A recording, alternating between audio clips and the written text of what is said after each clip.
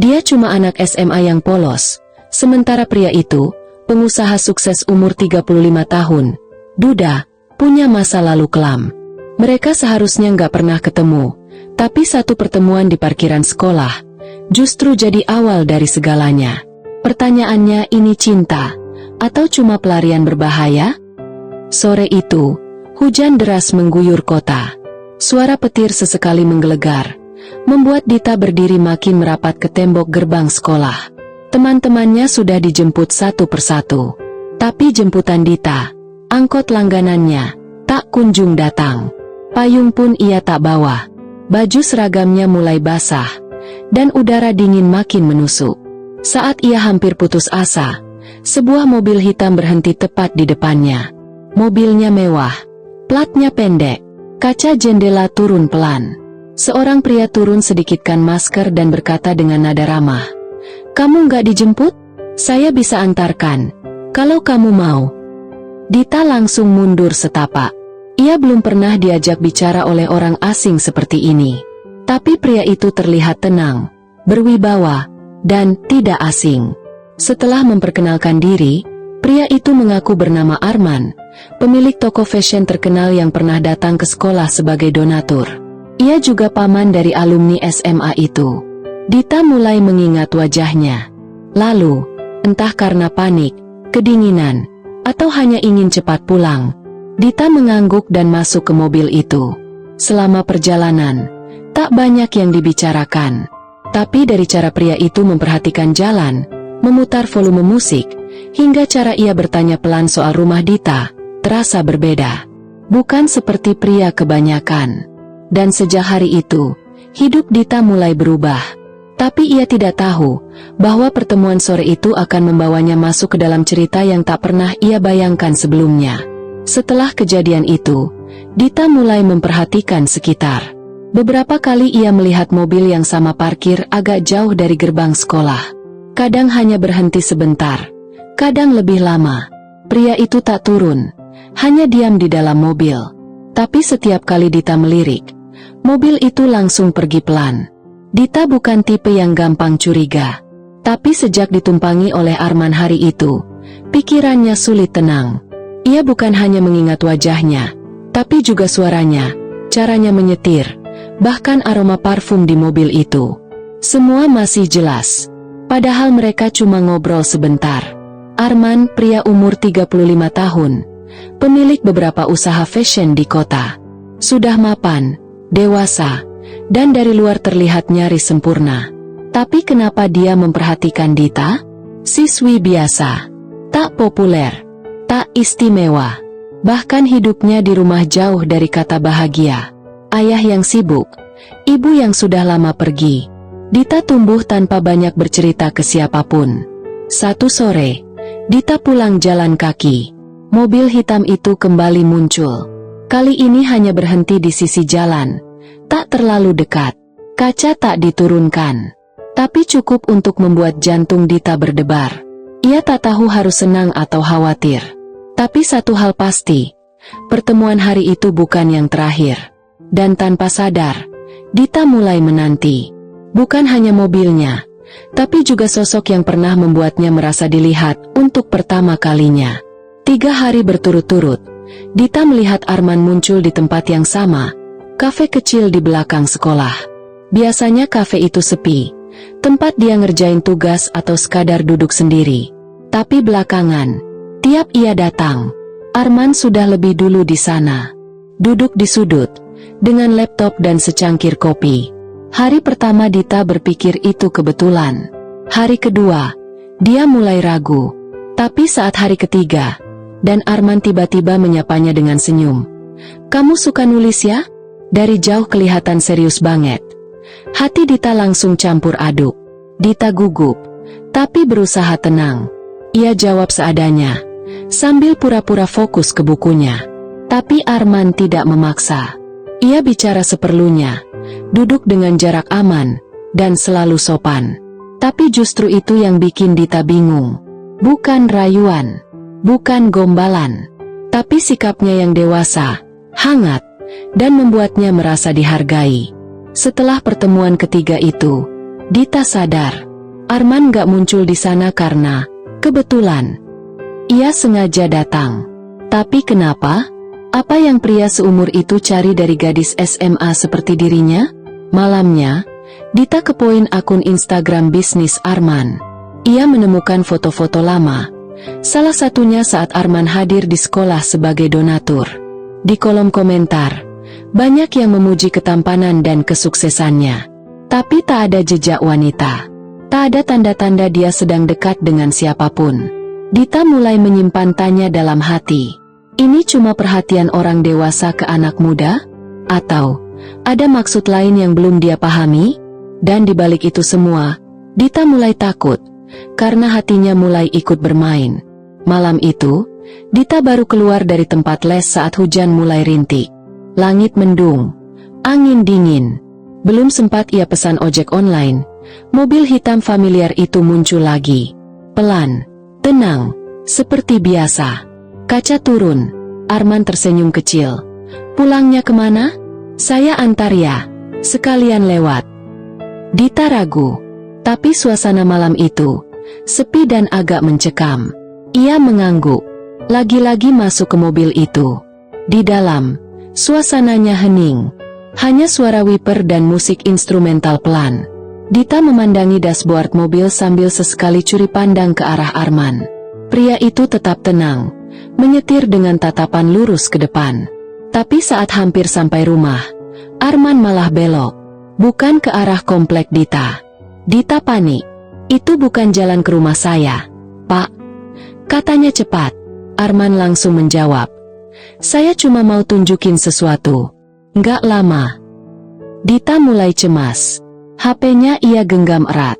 Otak langsung berpikir ke hal terburuk. Tapi ia tetap diam. Mobil berhenti di depan sebuah ruko kosong. Arman keluar, membukakan pintu untuknya. Dita makin takut. Tapi Arman hanya berdiri dan menunjuk ke papan kecil yang tertempel di pintu kaca. Tulisannya, Sun, lini baru by Arman. Saya buka cabang baru di sini. Jujur, kamu yang bikin saya semangat mulai lagi. Ucap Arman tanpa tatap mata. Dita terdiam, antara lega dan bingung. Hatinya berdebar. Bukan karena takut lagi, tapi karena kalimat barusan. Itu bukan kalimat biasa. Itu pernyataan yang bikin perasaannya makin kacau. Dan malam itu, Dita tahu, hubungan ini sudah mulai masuk ke arah yang tidak bisa ia kendalikan lagi. Dita tahu hubungan ini aneh. Bahkan dia sendiri belum bisa menyebutnya apa. Tapi dia merasa nyaman, diperhatikan, dan dihargai. Sesuatu yang jarang ia dapat dari siapapun, termasuk dari orang-orang di rumah. Suatu hari, Dita iseng cerita ke Tia, sahabatnya sejak kelas 10. Ia cuma bilang, aku sering ketemu sama salah satu donatur sekolah. Dia bantu aku pulang waktu kehujanan. Sekarang kadang suka ngajak ngobrol. Awalnya Tia terlihat biasa saja. Cuma tertawa kecil dan berkata, Om, serius? Tapi Dita langsung balas, nggak ada apa-apa, cuma ngobrol. Tia mengangguk, katanya, santai aja, rahasia kok. Besoknya, semua berubah. Di sekolah, bisik-bisik mulai terdengar. Dari belakang kelas, dari lorong toilet, bahkan dari grup chat. Beberapa orang langsung nyeletuk. Si Dita sekarang digendong om-om ya? Yang lain tertawa. Ada juga yang bisik-bisik. Dia kayaknya simpanan. Dita bingung, panik, dan marah. Ia cari Tia, minta penjelasan. Tapi Tia justru bilang, aku cuma cerita ke satu orang, Dit. Maaf, tapi kamu juga yang aneh, kan? Main sama om-om. Rasanya seperti ditampar. Sahabat yang ia percaya justru yang pertama menyebar semuanya. Dita pulang dengan kepala penuh. Takut, malu, dan bingung. Malamnya ia menangis di kamar, mematikan HP, tak buka apapun. Semua terasa jatuh. Arman menelepon, tapi Dita tak angkat. Ia bingung harus bagaimana. Kalau menjelaskan, apa dia bisa dipercaya? Tapi kalau diam, semua bisa makin parah. Dan saat itu juga, Dita sadar, Ini bukan hubungan biasa. Ini hubungan yang bisa menghancurkan banyak hal kalau satu langkah saja salah. Hari itu Dita datang ke sekolah dengan kepala tertunduk. Rasanya seperti semua mata menatapnya. Beberapa teman menjauh. Sebagian cuma menatap sinis. Bahkan wali kelas pun mulai bersikap dingin. Ia pikir semua akan reda. Tapi justru makin buruk. Jam istirahat kedua, Dita dipanggil ke ruang BK. Ia masuk dengan jantung berdegup kencang. Di dalam, sudah duduk Bu Rika, guru BK yang terkenal disiplin dan galak. "Duduk," ucapnya singkat. Dita duduk tanpa berani menatap. "Dita, kamu tahu kenapa kamu dipanggil?" Dita diam. "Sekarang saya tanya, apakah benar kamu menjalin hubungan pribadi dengan seorang pria dewasa bernama Arman? Banyak siswa melihat kamu dijemput oleh dia. Bahkan ada saksi yang bilang kalian sering bertemu di luar sekolah." Suara Bu Rika tegas. Tegas banget. Dita merasa seluruh tubuhnya membeku. "Saya peringatkannya. Kalau sampai terbukti ada hubungan yang mengarah ke pelanggaran norma, kamu bisa diskors. Bahkan dikeluarkan dari sekolah. Paham?" Dita hanya mengangguk pelan, tanpa membela diri. Sore harinya, Dita langsung menelepon Arman. Dengan suara gemetar, dia ceritakan semuanya. Arman sempat diam lama. Lalu dengan suara rendah ia berkata, "Biar saya yang hadapi pihak sekolah. Saya jelaskan semuanya." Tapi Dita langsung menolak. "Jangan. Kalau kamu datang, malah makin jadi bahan. Biar aku yang tanggung." Arman diam lagi. Dan sejak malam itu, Arman tak lagi menghubungi Dita. Tidak chat, tidak telepon, tidak muncul di kafe. Seolah menghilang. Dita menatap layar HP berjam-jam, berharap ada pesan. Tapi kosong. Dan itu justru lebih menyakitkan daripada semua omongan orang. Hari-hari tanpa Arman terasa hambar. Sepi. Dita kembali menjalani rutinitas sekolah. Tapi semuanya berubah. Ia tidak bisa fokus. Saat guru menjelaskan, pikirannya melayang. Saat teman-teman tertawa, ia cuma diam. Sahabat, sudah tidak bisa dipercaya lagi. Dita merasa sendirian. Yang paling menyakitkan, Arman benar-benar hilang. Tidak muncul di kafe, tidak menunggu di depan sekolah, bahkan tidak sekadar kirim pesan, "Apa kabar?" Semua tiba-tiba berhenti. Seolah apa yang pernah ada, tidak pernah benar-benar berarti. Setiap malam, Dita duduk di kasurnya sambil memeluk bantal, membuka galeri HP diam-diam. Ia melihat foto mobil hitam dari kejauhan yang pernah ia ambil diam-diam. Lalu video pendek saat mereka pernah ngobrol di kafe, walau tanpa suara. Ia tahu, perasaan ini sudah jauh melampaui batas logika. Tapi ia juga sadar, ia bukan sekadar nyaman. Ia jatuh cinta. Tapi cinta ini aneh. Cinta yang harus ditutup-tutupi. Tak bisa diceritakan. Tak bisa dibanggakan. Dan yang paling menyakitkan, cinta ini tak lagi dibalas. Dita mulai berpikir, mungkin benar apa kata semua orang, bahwa Arman cuma main-main. Atau mungkin ia takut, lalu memilih mundur. Tapi kenapa harus pergi tanpa kata? Semakin hari, Dita bukan hanya kehilangan Arman, tapi juga kehilangan dirinya sendiri. Ia jadi mudah marah, sering murung, bahkan pernah hampir pingsan di sekolah karena nggak makan. Dan di tengah semuanya, ia hanya bisa diam, menahan semuanya sendiri. Karena ia sadar, perasaannya adalah sesuatu yang tak boleh ada sejak awal. 3 bulan sudah berlalu sejak Arman menghilang. Dita mulai memaksa dirinya bangkit. Ia kembali fokus belajar, ikut lomba desain logo antar pelajar, dan mulai menata hidup. Ia mencoba membuktikan bahwa dia bisa berdiri sendiri. Tapi sekeras apapun dia berusaha, luka itu belum sembuh. Hari penjurian lomba pun tiba. Dita mengenakan kemeja putih dan celana hitam. Simple, tapi rapi. Saat namanya dipanggil untuk mempresentasikan karyanya, dia berdiri dengan percaya diri. Tapi begitu melihat kemeja dewan juri, langkahnya terhenti. Di ujung meja juri, duduk seseorang yang terlalu dikenal. Arman. Dia tak banyak berubah. Masih dengan kemeja hitam polos dan tatapan tenang yang membuat dada Dita langsung sesak. Mereka saling tatap. Cuma beberapa detik. Tapi rasanya seperti dihantam masa lalu yang belum selesai.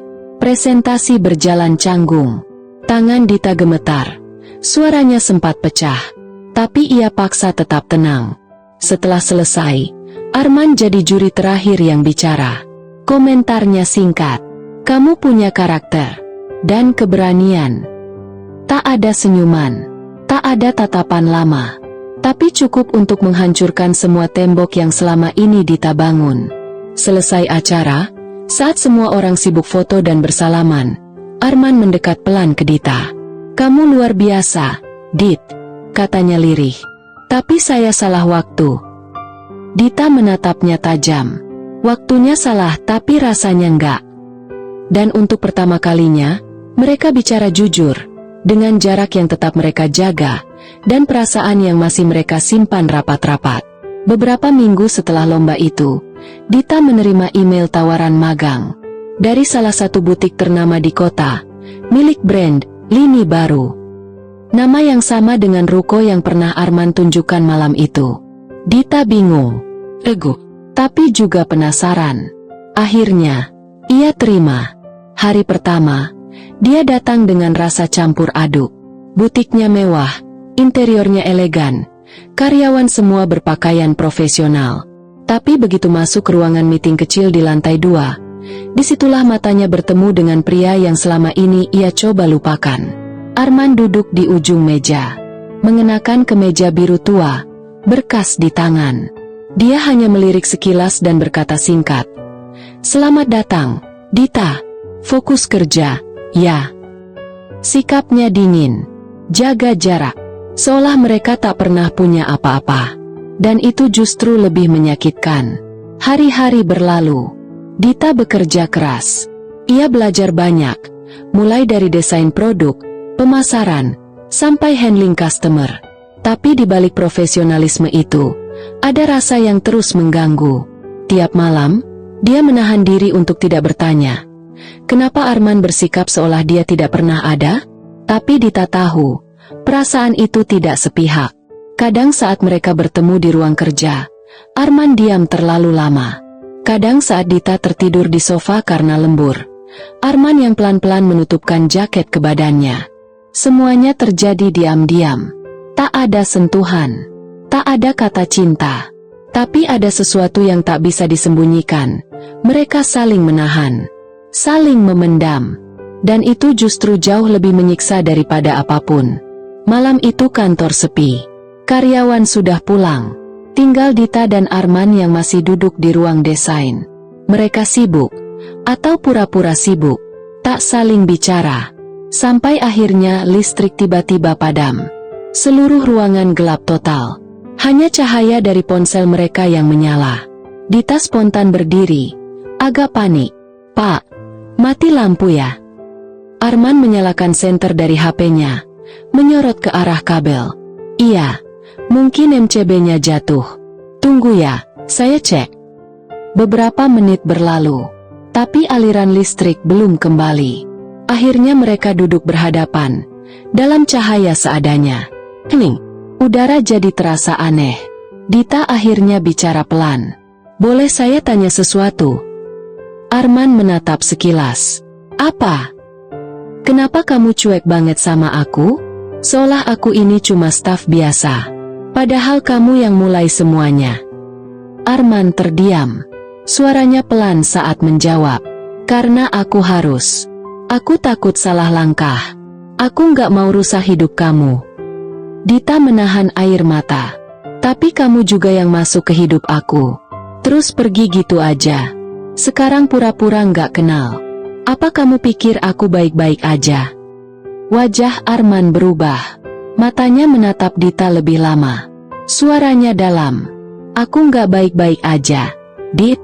Tiap hari aku lihat kamu di kantor. Aku harus pura-pura.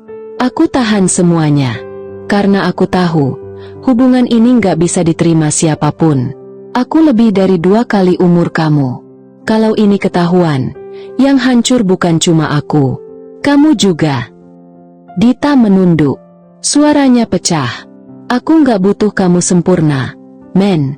Aku cuma butuh kamu jujur.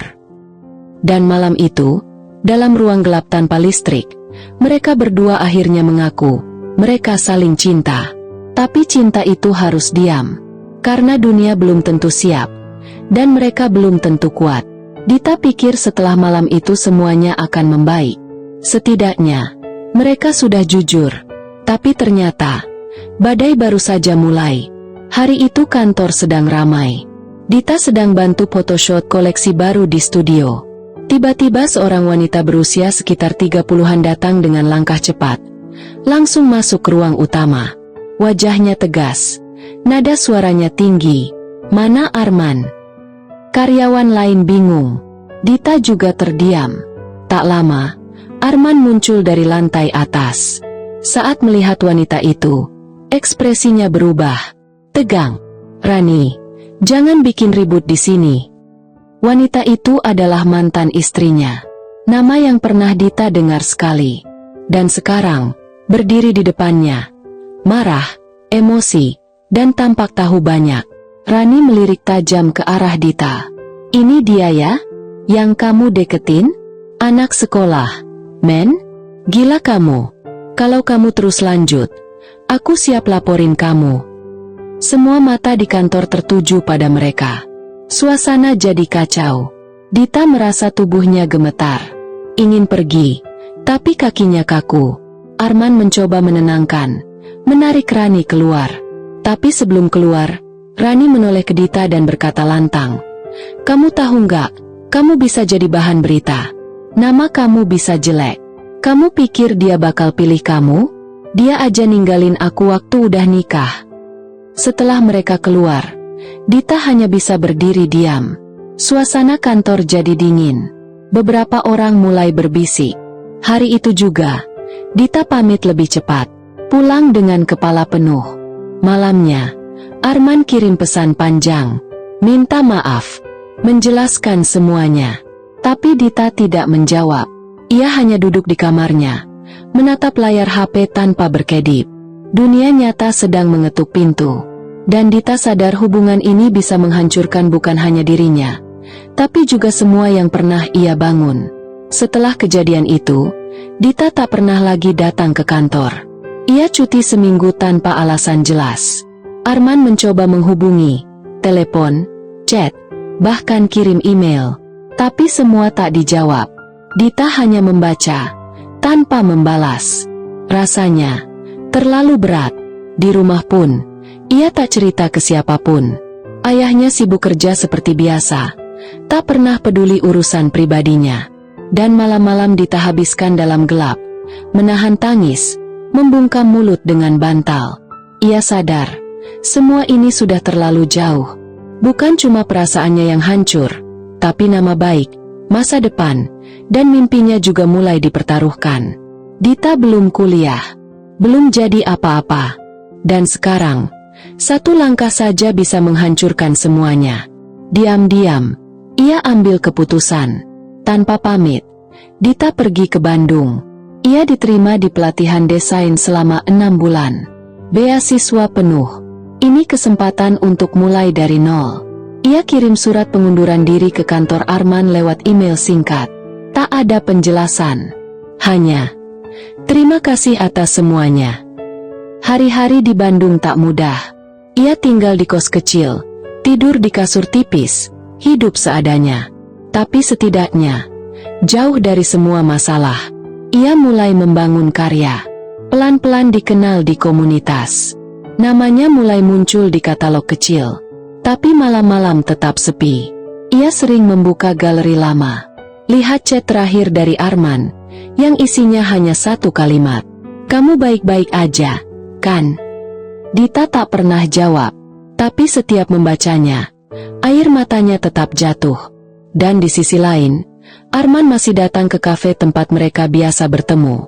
Duduk di pojok, sendirian, berharap, walau ia sendiri tak tahu, untuk apa.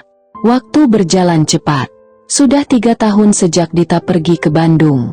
Kini, hidupnya berubah total. Ia bukan lagi gadis SMA polos yang kebingungan karena cinta pertama. Sekarang, ia adalah desainer muda yang namanya mulai dikenal. Brand miliknya kecil, tapi mulai dilirik banyak orang. Hari itu, Dita diundang jadi pembicara di seminar bisnis muda. Temanya, membangun merek dari nol.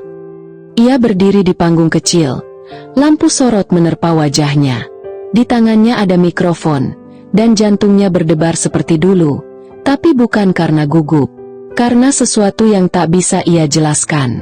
Saat ia menatap ke arah kursi penonton, matanya berhenti di barisan paling depan. Seseorang duduk di sana, mengenakan kemeja putih dan celana abu gelap. Pria itu menatapnya tanpa senyum, tapi pandangannya hangat, dalam. Tak salah lagi, Arman. Dita terdiam sesaat. Skrip di tangannya nyaris jatuh. Dunia terasa berhenti. Semua suara di sekelilingnya lenyap. Hanya dia, dan pria yang selama ini ada di pikirannya. Tapi tak pernah ia kira akan muncul hari ini. Selesai seminar, Dita buru-buru ke belakang panggung. Ia berharap itu hanya ilusi. Tapi saat pintu backstage dibuka, Arman sudah berdiri di sana. Menatapnya tanpa berkata apa-apa.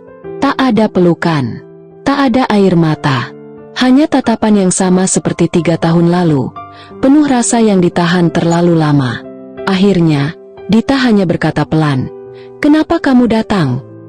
Arman menjawab, dengan suara yang nyaris bergetar, "Karena aku masih di tempat yang sama. Nunggu kamu, tanpa pernah benar-benar pergi." Dan untuk pertama kalinya setelah 3 tahun, mereka kembali saling menemukan. Setelah seminar itu, mereka tak langsung bicara banyak. Hanya duduk berdua di bangku panjang taman belakang gedung. Udara sore Bandung mulai dingin.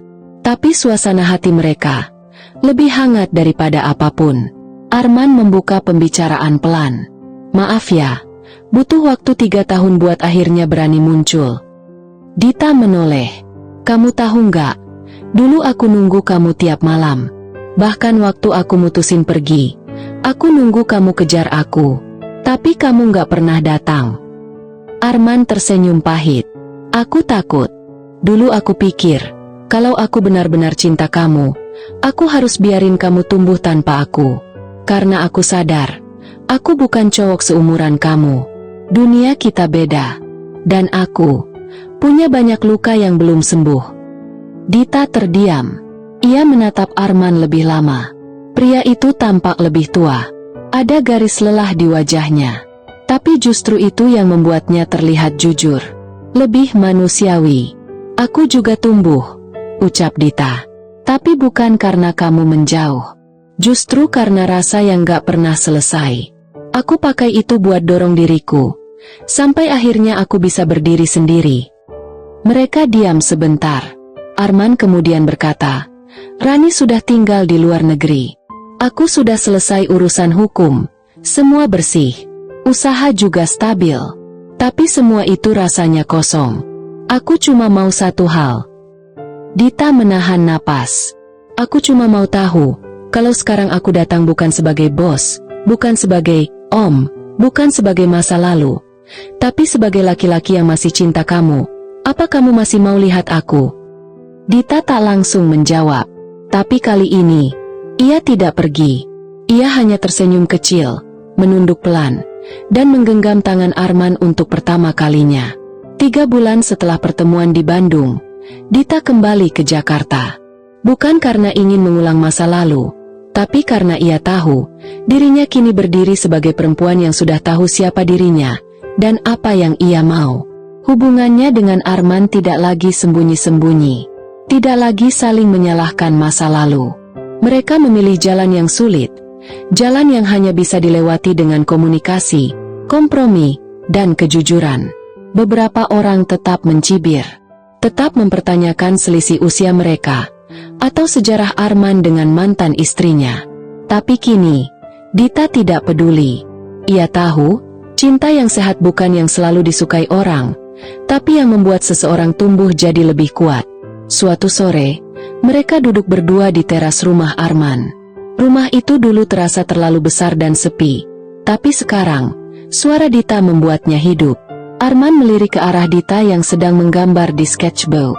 Kalau nanti kita punya anak, kata Arman pelan, aku cuma ingin dia tumbuh dari cinta yang gak pernah kita tutupi.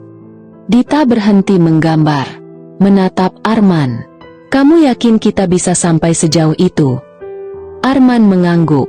Karena kamu gak pernah jadi pelarian buat aku. Kamu tujuan. Dita tersenyum. Untuk pertama kalinya, hatinya tidak berdebar karena takut kehilangan, tapi karena yakin bahwa semua rasa sakit yang pernah mereka lewati, semua air mata, semua diam dan pergi, bukan untuk sia-sia. Kisah mereka bukan yang sempurna, tapi kisah ini nyata dan bertahan.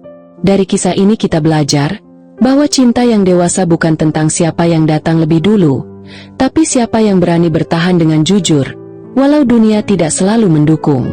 Kadang, waktu dan jarak bukan untuk melupakan, tapi untuk saling memperbaiki diri agar bisa kembali dengan versi terbaik. Cinta yang kuat tidak selalu berjalan mulus, tapi ia bertahan karena dua orang sama-sama memilih untuk tetap ada, meski pernah saling kehilangan. Terima kasih sahabat setiaku yang sudah menonton. Jangan lupa subscribe dan like-nya ya. Wassalamualaikum warahmatullahi wabarakatuh.